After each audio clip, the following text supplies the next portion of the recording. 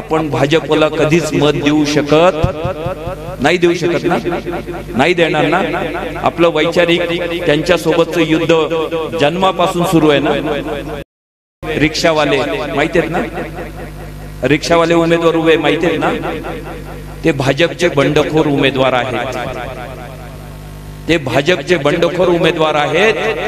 आपण भाजपला कधीच मत देऊ शकत ना, नाही देणार ना। आपलं वैचारिक त्यांच्या सोबतचं युद्ध जन्मापासून सुरू आहे ना।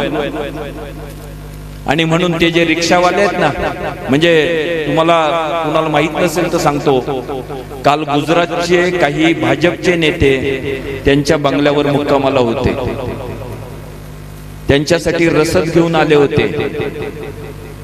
भाजपनं त्यांना सगळी रसद पुरवायचं ठरवलंय आणि त्या पद्धतीनं त्यांचं सगळं नियोजन चाललेलं आहे। म्हणून फुले शाहू आंबेडकरी चळवळीतल्या प्रत्येकाला हात जोडून नम्र विनंती करणारे, थोडीही चूक करू नका, थोडीही गफलत करू नका